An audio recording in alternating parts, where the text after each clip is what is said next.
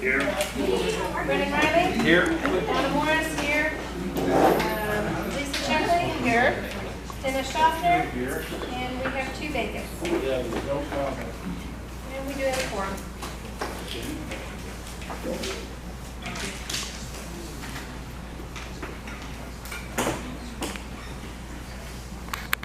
Everyone have an opportunity.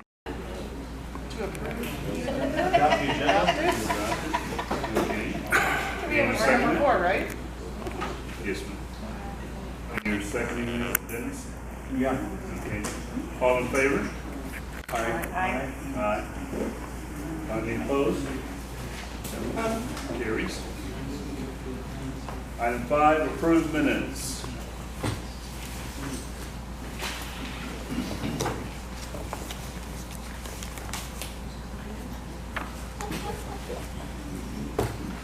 I'll make a motion to approve the minutes as written.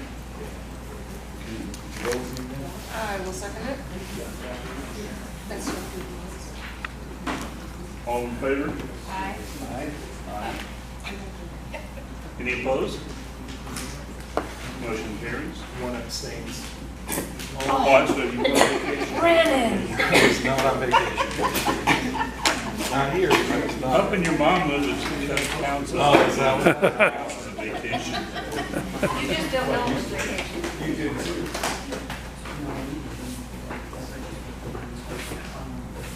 Okay, community leader reports. I don't see anyone from the sheriff's office.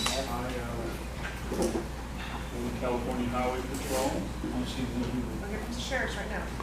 Get it right here, John. Oh, well, there's Highway Patrol. There's the Highway Patrol. Hey, you are now tardy. Where's the cookies? Traffic. Hey, you know the sheriff's department's right behind you. We were actually Okay, well, together at the same. we're gonna wait a bit. So you're bringing the cookies and they're bringing the drinks, right? That's what we're doing.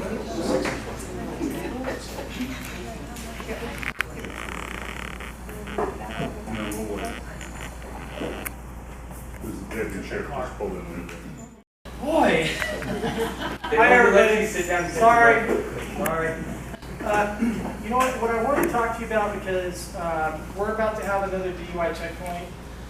And so every time we have a DUI checkpoint, I always get the same questions, so I figured I might as well give it out to you guys, and maybe you can spread the word. The first question is our DUI checkpoints legal? And if they are, why do we always do it at the same place? Why can't we do our checkpoint somewhere else? So yes, DUI checkpoints are legal as long as certain standards are followed. With those standards, there's a whole bunch of regulations that we have to follow, which a couple, for example, is the roadway has to be configured in such a way. There has to be places where cars can turn off before the checkpoint, so we have to have signage a certain distance away from each other, allowing that to happen. And when you look at the town of Rosamond and you look at all the regulations for the DUI checkpoint to be legal for us to deploy, there's really only one place we can do it that works, and it's obviously everybody knows in front of the high school. So it is legal. The only reason why we can't move it somewhere else is because there's nowhere else in Rosamond by design that has the roadway configuration, has the distance for signage, and has the escape routes that we're required under law to give the folks. So that's why. And so if I could do it somewhere else, I'd love to. I'd love to do it on Cedar Highway, but there's no way anything we do, if we do it on Cedar Highway, will be thrown out in the courts. So we have to keep doing it at the same place. And so we are going to be doing one very soon.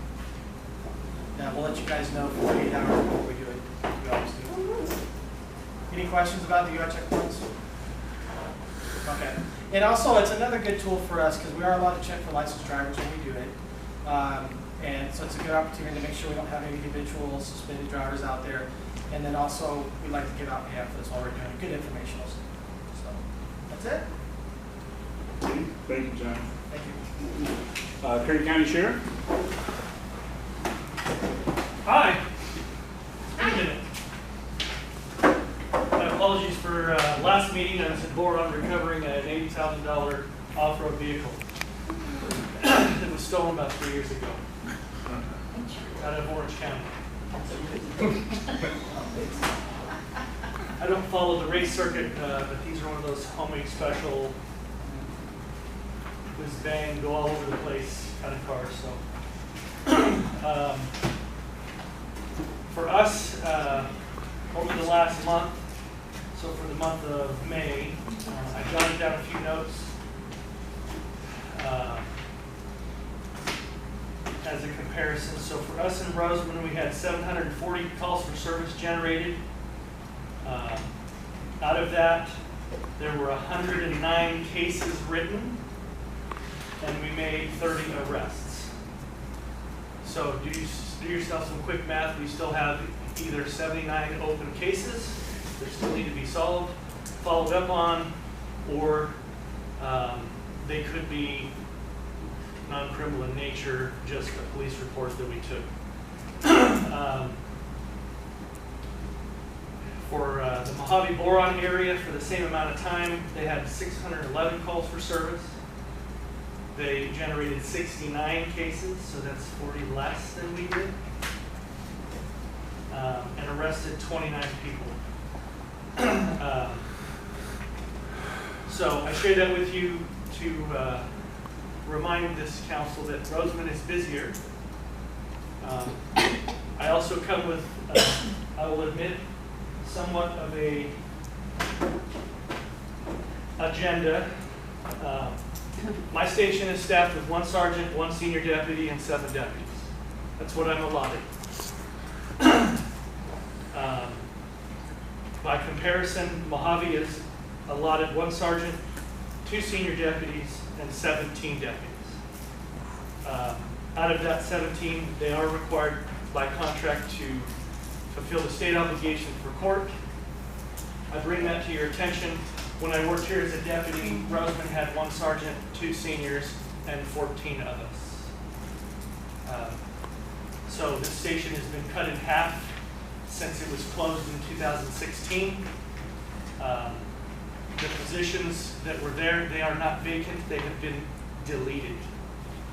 I don't have them.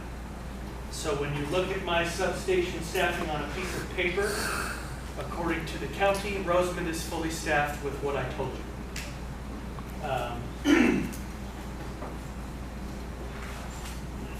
I would like to see it go back to the way it was, because the city has grown since I worked here. We are busier than our neighboring substation.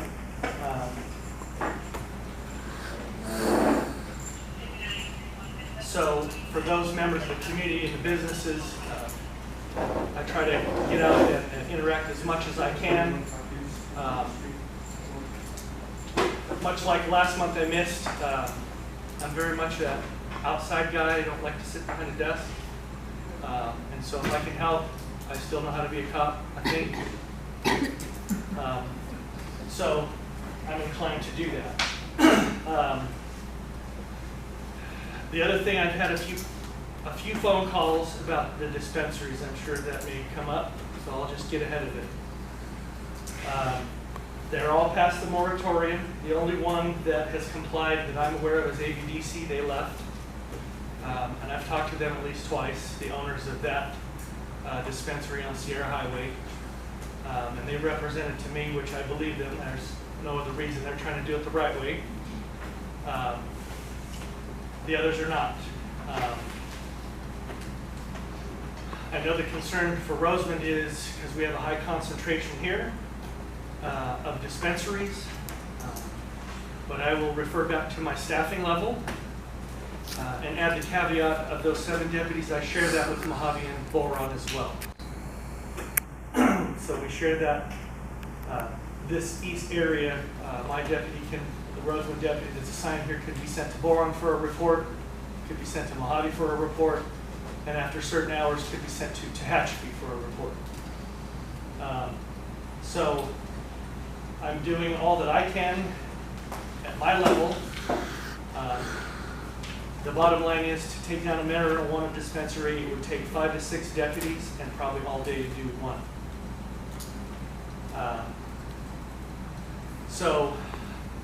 I know your frustration. I probably have a bigger one because I can't deal with it for you.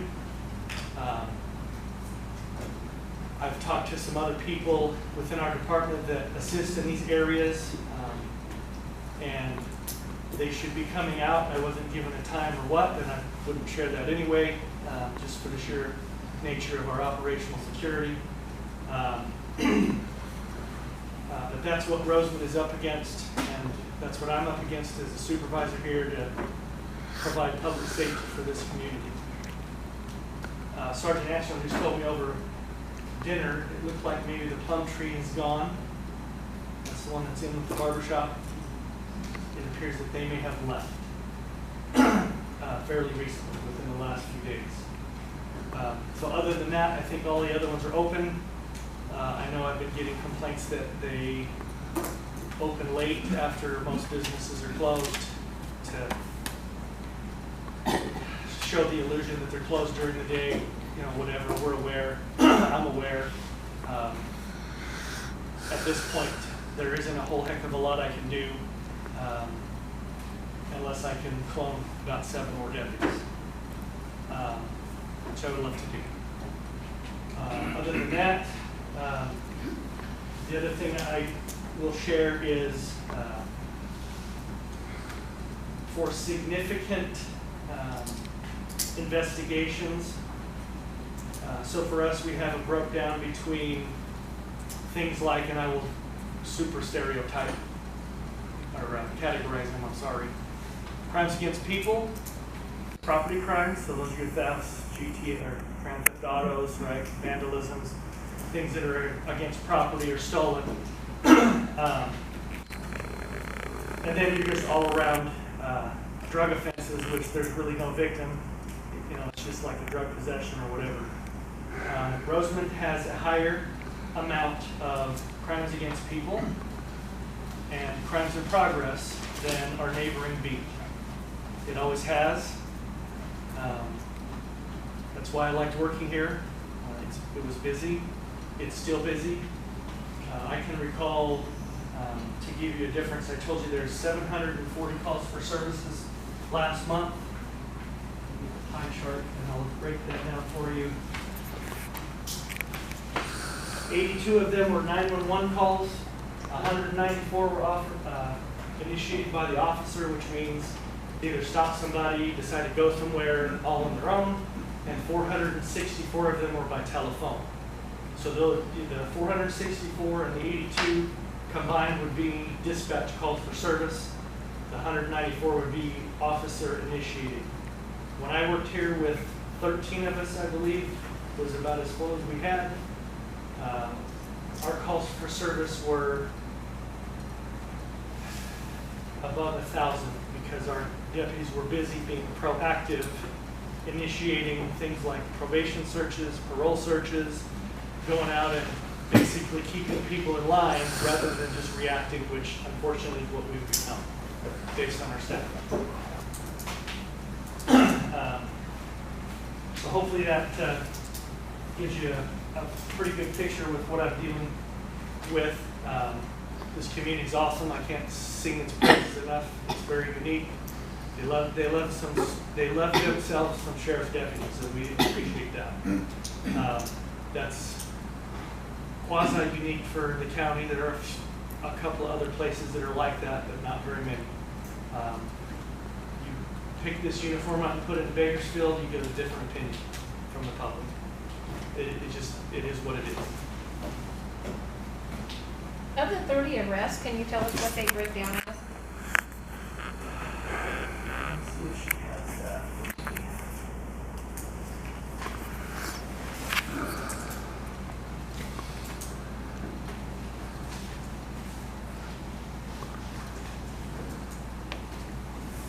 She didn't give me that. I have a whole list of things. What I did note for Rosamond, I underlined, we responded to 41 burglary alarms.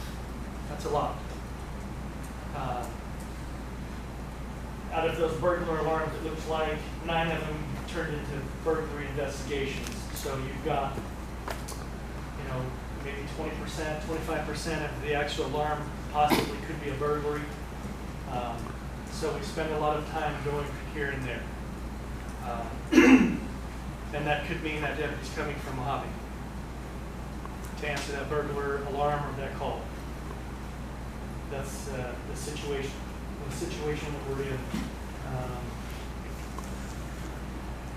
We did have a robbery, if you weren't aware, about a month ago.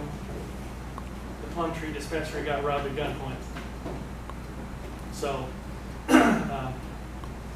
it kind of shows me, it proves to me the issues that dispensaries can create.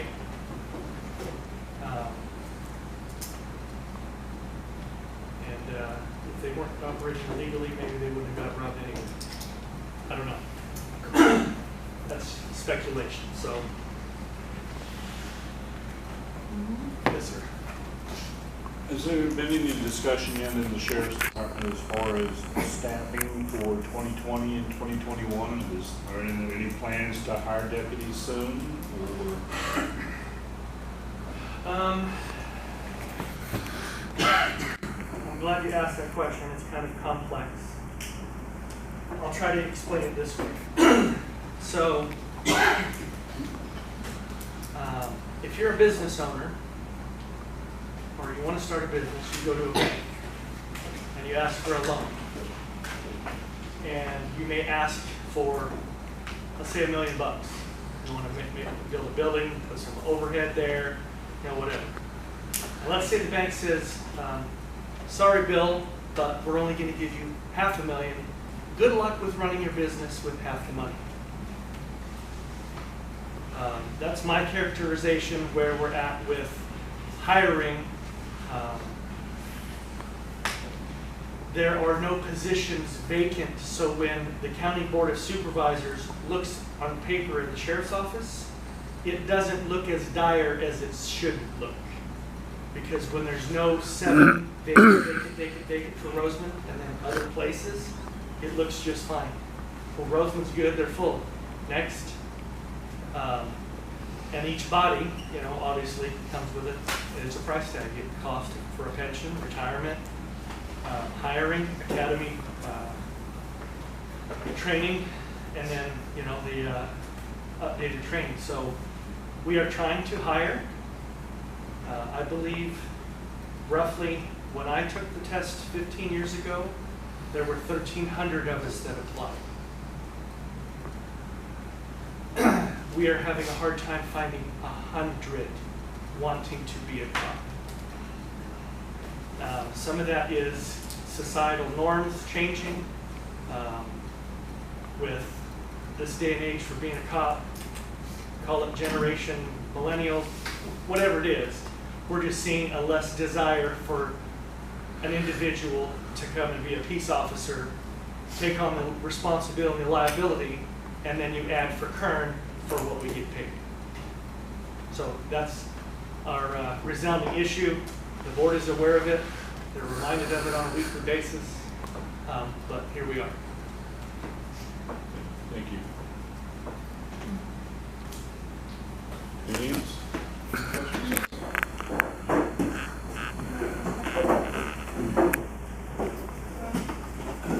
Okay. Assemblyman Tom Lackey's office.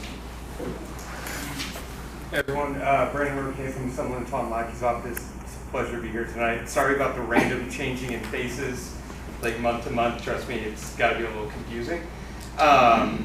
So I don't really have a lot in terms of legislation going through right now, but I do have a big update. As many of you probably heard, the state budget got passed.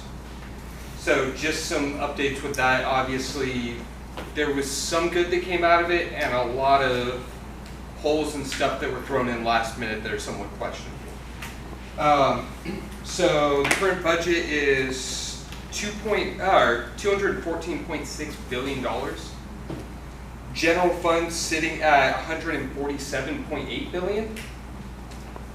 Currently, the state of California has a $21 billion surplus.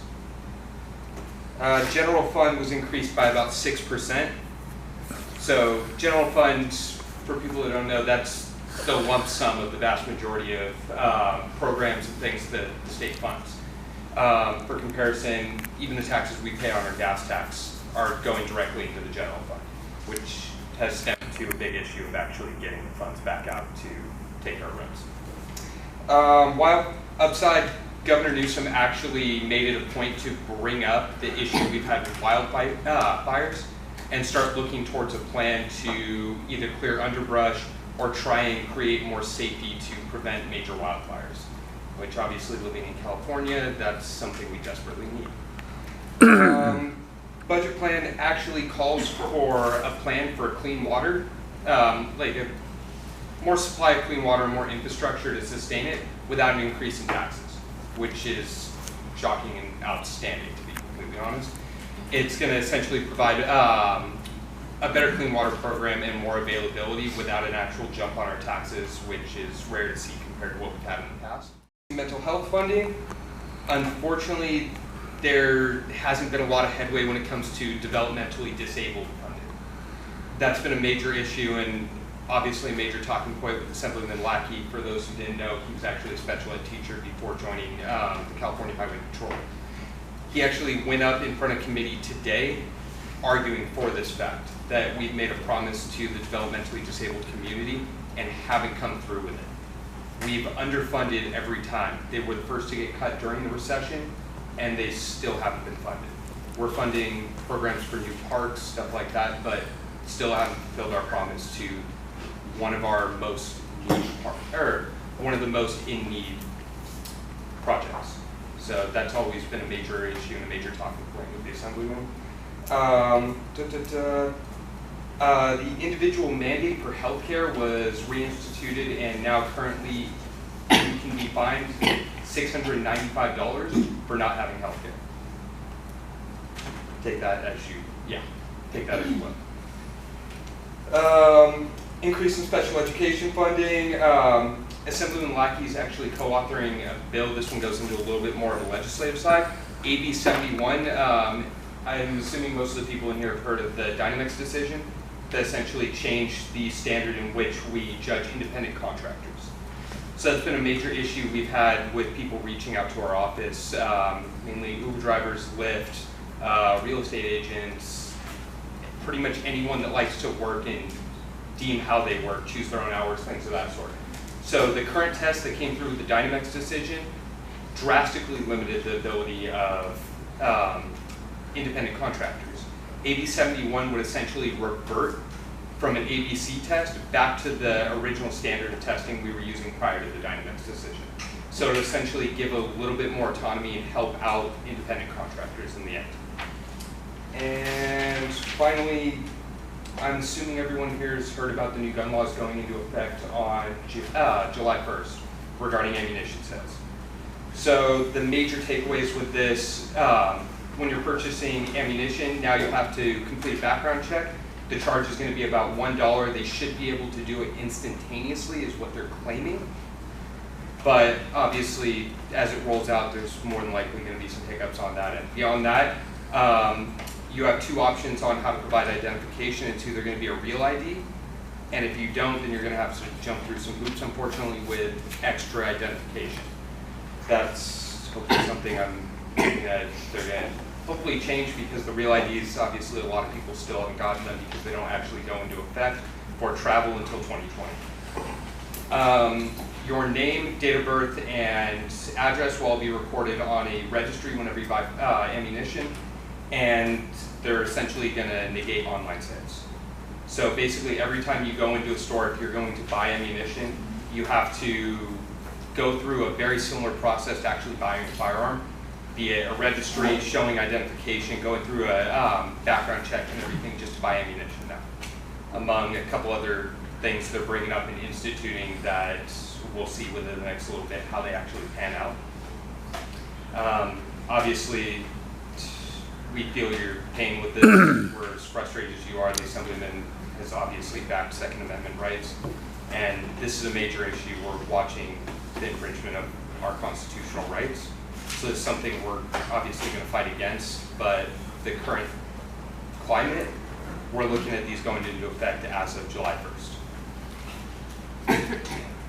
I have a question, and my office has been getting called on, and I don't have an answer. sorry, so clarification wise, if a person, let's say, tips to purchase 9mm ammunition, but they do not have a 9mm gun registered to them, is that purchase going to be authorized or no?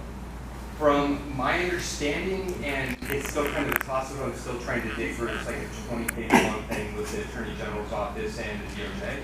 But from my understanding, the purchase of ammunition has to correspond with the caliber of firearm you have. So if you only own a .45 and you try and buy 9mm, it's not going to work. Unless you're at a range specifically renting a firearm of that caliber. So obviously that's going to be a little bit more difficult, and that specifies guns that are registered to you. So if someone else in your family has a .45 that's not directly registered to you, there's going to be issues. That's going to have a lot of growing pains, and we'll see if that actually gets amended or pulled out, because there's going to be a lot of gray areas in that circumstance. Thank you. Thank you, guys. And sorry for being the doomsayer. That is the most impressive report I've ever watched. It also affects your online purchase too. It basically makes sense. You have to have an FFL to send your analyst to try to buy online. If you buy online, any ammunition has to be transported to an authorized dealer, and then you can pick it up from the dealer. So you can no longer have any ammunition shipped directly to you. And on a side note, if you guys need to buy ammunition, they're having a gun show, I believe June 30th. 29th and 30th. There we go. I promise that's not a shameless plug. I don't work for the gun show. Where's the gun show? Fairgrounds. Ladies Fairgrounds. Lancaster. I'm new. Welcome, new. Thank you. Actually, very good show too. Really cool. Okay, Kern County Supervisor Mike and Laura, you have the floor. Thank you. Good evening, everyone. I don't have any report for you tonight. I just wanted to be here to kind of officially hand the meeting over to Laura Lynn Wyatt, who has taken over Zach Scribner's district as the outside field rep, and I have moved into the desk job there up in Tehachapi. And Laura Lynn, you do a better job selling yourself than I do, so why don't you go ahead and introduce yourself.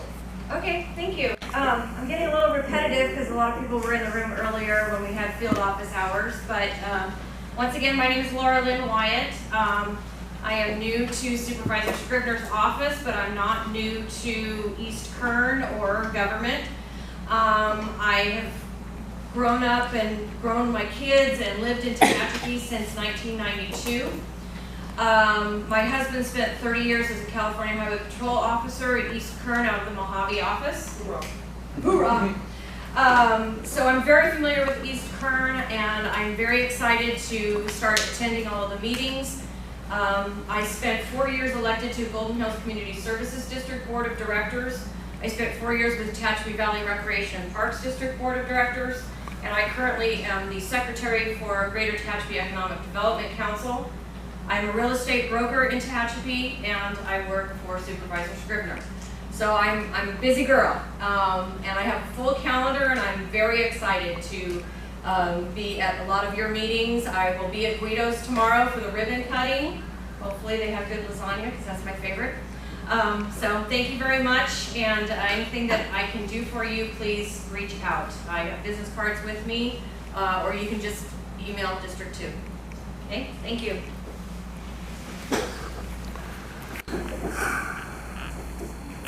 Rosamond Community Services District, great inflow. Good evening, everyone.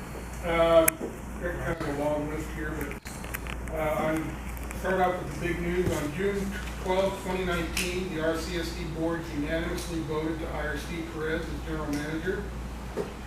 Due to the many issues facing the RCSD, such as regulatory issues, meeting before the Lahontan Regional Board on July 10, 2019, for the permitting of our wastewater treatment plant rehab and percolation plan, going through the water banking application process with the water master in regards to our wastewater treatment plant rehab project, complying with a recent directive from the Lahontan board to clean up and mitigate our current ponds once we start percolating, getting our water bank going again, looking to acquire additional water resources to meet the needs of our community as we continue the ramp down process in compliance with the court ordered adjudication.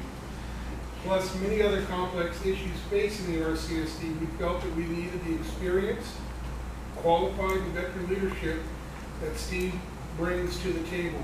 And we are fortunate as a community and an agency that he agreed to come out of retirement and guide the RCSD through these demanding and complex issues. On July 10, 2019, we will be meeting with the Lahontan Regional Board in Bishop, California, where we will be going through the final permitting process to get approval to dispose by percolation of denitrified secondary water in our wastewater treatment plant. This permit is very, very important because once approved, it will mean that the community of Rosamond, through the percolation process, will get approximately 1,000 acre-feet of potable water credits to meet the current and future water demands of the community. On June 12, 2019, we held a hearing and approved the mitigated negative declaration in regards to the wastewater treatment plant rehab project, a document that had to be submitted and reviewed prior to getting our final permit on July 10, 2019 from the regional board. On May 31st, 2019, the board approved the funds for Kennedy Jenks to start and complete the water banking application process with the Antelope Valley Water Master to get approved for water credits for our percolated water. Currently, we are a little over 30 days into our percolation infiltration study in the test basin, and the percolation so far has been holding steady at around 8 inches per day. We are confident these numbers will continue to be positive. The testing will continue for another 60 days. Now, we've also been working on our 2019-2020 budget, and we'll be approving it at our June 26, 2019 meeting. We are actively working on restarting our participation in contributing to our water bank, which has sat dormant for the last few years. And last, we are actively pursuing the acquisition of additional water rights to be able to meet the current and future water demands of our community. And that's all I have in my report, and I'd like to invite Steve to say a few words. Thank you. It's good to be back. It's good to be back active again. You spend all your life looking towards retirement. When you get there, it's not all it's cracked up to be. Not if you're as active as I have been. And so it's good to come back to face a challenge, and a challenge we have. Most of the things that happen through the regulatory environment that others decide and impose upon you don't come easy when it comes to small communities, small agencies in having to get others to pay the bill. The others are all of us that use this service. And so in balancing that regulatory environment with everything that we have to do, it certainly becomes a challenge. How are you going to do it? How long are you going to spread costs and things such as that? So the impacts are tremendous. The challenge is great. I think we're up to the challenge. And as Greg said, water being one of those things that certainly is in the back of everybody's mind because of the recent drought, but because of the recent rains that we've had and the snowpack and the various things that we live and die on, those have at least lifted a little bit of pressure for the time being. It hasn't resolved all the problems, but certainly has eased the tension on that side of the equation. So with that, like Greg said, we're coming back with a budget next week. We'll pass that budget and move on through the year. As we do, we'll start focusing our attention on those things that either had not been taken care of up to this point, not any fault, but to just make sure that we're tending to that business on behalf of our ratepayers in the community. For me, public safety was part of my life in the past, and now public health and safety is just as much a part of my life, and I'm focused on those who pay the bills today. We have a lot of ratepayers that are looking to us to provide them with an adequate collection system for the sewage and for production of a good, sustainable source of water. And that's what we're committed to do. Thank you.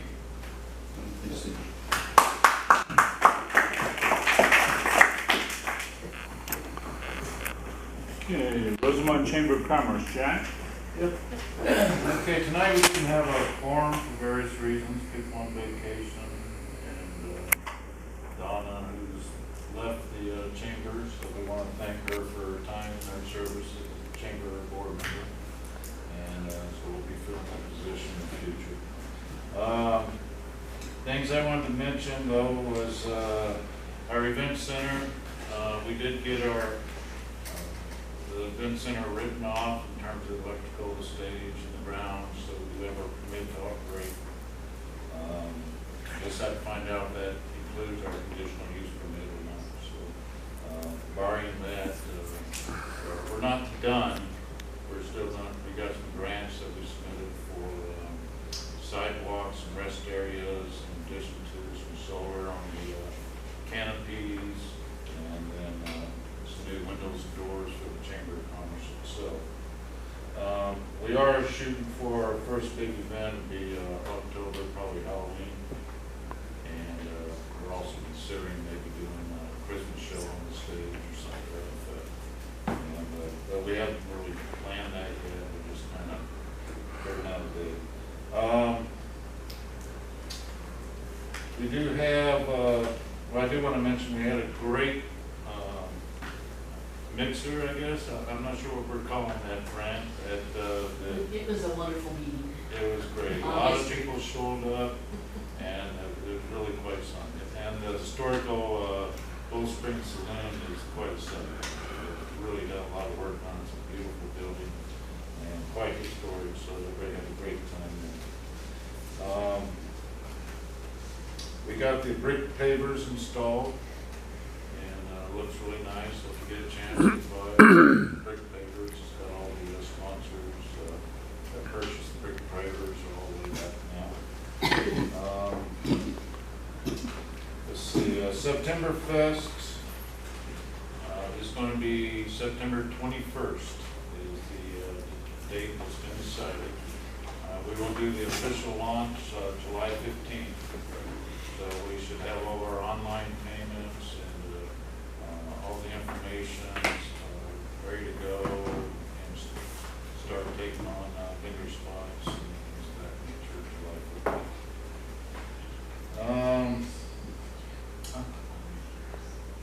We'll worry about that. She wants me to mention we use volunteers for the September Fest committee, so anybody interested, be welcome to have it. How would you sign up for that? Just give us your email, we'll add you to the email list, and let us know what the meetings are, just show up. Yeah, you can use anybody's help for that. Let's see, the last thing I want to mention, which Laura already kind of briefed on earlier. Tomorrow, the Chamber is going to be hosting a ribbon cutting for the grand opening weekend of the new Guidos at the Hangar is the new title for the business. And it's a beautiful building. It's right on the airport. It's where the old cantina used to be. And What time? 1 p.m. 1 p.m. So we'll have little samples, cooking samples of the food that everybody can try. And they've expanded their menu quite a bit. They got some really good food there. And not that they did before, but it's good food. And I think somebody mentioned lasagna. They have an awesome lasagna. I've had it already. All right. It's really good. So if anybody can come out 1 p.m. tomorrow and make it and join us for the ribbon cutting. That's all I have. Anybody have any questions? All right, thank you. Southern Kern Unified School District. John, do you have something to? We covered it, my wife. And so the budget was passed, and the new superintendent is here in town and getting ready to start school July 1st, her term, July 1st. That's about it for the school. Rosamond Community Cleanup.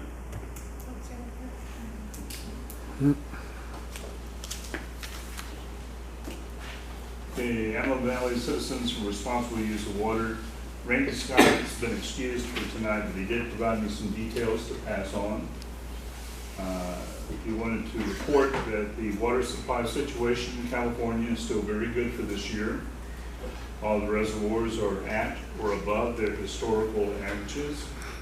But precipitation for this water year is at 137% of average. And the Northern California snowpack levels are well above average as well. And that completes his report. Okay. Edwards Air Force Base. Can I jump in for an update for Edwards Air Force Base? Sure. This one's a little, it's obviously not a major update with Edwards, but I do want to let you guys know they actually just won the coveted Collier Trophy for their rollout and implementation of the automated ground collision avoidance system. So essentially it's an automated system that supports aircrafts that are spiraling out if the pilot blacks out. It can actually auto-correct and pull up so the aircraft doesn't crash. Because of the technology, they actually just were awarded one of the highest honors in the aerospace. Thank you. In the aerospace industry for that investment. Wow. What plane is that going to be on? Currently, I believe they're testing it on the F-22, but I think they're rolling it out on everything. The last I heard, it was on the F-22 though. I kind of wish they were there to explain more about it, because that presentation is amazing. And I'll add a little something under that.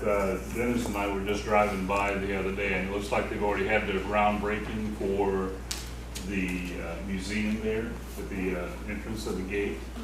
So you'll start seeing some things pop out of the ground pretty soon.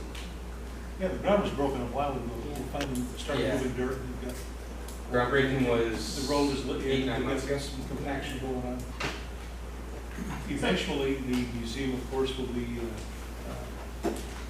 co-located with the Society of Experimental Test Engineers, Experimental Test Pilots.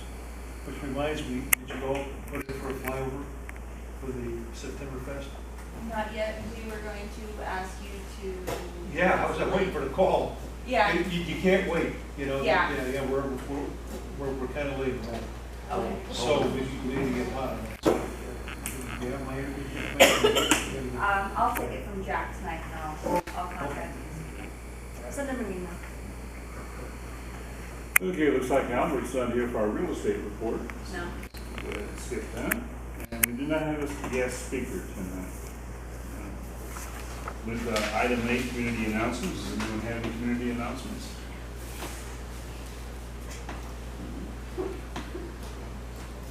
Any public comments? I have one public comment. The Rosamond News is expanding into a 24/7 bureau desk. We've always before been limited to work hours, but now we will have a drop-off and pick-up point at the Devonshire Inn, which is open 24 hours a day, every day. So you can drop off photographs or articles or thumb drives, whatever, right there at the front desk. And we want to thank Pam Patel and the Devonshire Inn for providing that. It'll be more convenient for a lot of people. Is there a chance you're going to get your little building back here on the corner? That's in escrow. And there's a sticking point is the gasoline tanks. Who pays to dig them out and who pays to fix it up? So don't hold your breath. It might be a while. Okay, let's go ahead and move into the business meeting. Any reports? First item is the new and revised crosswalks and upgrades to signalized crosswalks. We're working on the draft letter for adding 2 additional crosswalks here. The last big item we have is getting some test data for the lighting that we have in various areas, especially near the Alberto Avenue area there where we'd like to put a crosswalk in. It is very dark in that area, and we've had several near misses apparently. Oh, we did have one fail? Okay. So it looks like one that we have to add something here pretty soon to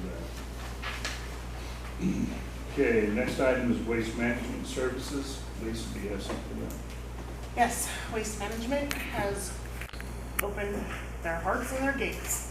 Will be opened on July 20th from 8 a.m. to 1 p.m. for bulky item drop-off. I know some of us plan on getting together that day with the community cleanup if they're still here then. And going and picking up all what's out in the desert and bringing it in to you guys that day too. So Donna's gonna loan me her trailer. And we're gonna go out and pick up trash, big bulky items, but we're gonna let everyone know in the community too that it's open. So to deter from the desert dumping, we're gonna do it quarterly with Waste Management. Allie has opened it up to us. The event on the 20th of July primarily though is for the use of the bulk yard and getting sofas, mattresses and things of that nature out. As Lisa talked about, we're going to have some crews and everything. We're going to put an announcement on Facebook about it as well, looking for as many volunteer truck owners who are willing to help haul things to the bulk yard there for those families that do not have a vehicle that's suitable for carrying those things. So be on the lookout for that. We will need as many volunteers as we can get for that. Yes? Will they be accepting large appliances like refrigerators, washers, and dryers if they go out in the desert as well? Yes, the only thing is like household hazardous waste, Like paint. noodles, things like Perfect. And that is July 20th, July 8 to 1 20th. p.m. 8 to 1. Where is that at? The waste management yard off the Sierra Highway. In the old binge yard. So that's all the way in Lancaster? No, right here in And it's Rosamond. right here on Oh, okay. Rosamond Boulevard. It's about, We'll get the address for you. Rosamond. We'll get the The only address place for I've you. seen has been in Lancaster, so I haven't seen that one yet. yes, What are Greg. the possibilities that Waste Management would entertain an idea of opening up a transfer station at the Rosamond location that as long as somebody shows a valid ID that they're from Rosamond, that they can bring, because if they have someplace local that they can drive it to, rather than drive it to the landfill, I think that would cut down a great deal of the desert dumping. So that is something that we are in talks with the county after acquiring Ben's, to see if that's something that they would be interested in. We're trying to get that done now. We're trying. But we're doing quarterly until then. Okay. Moving to the next item, Parks and Recreation, community pool and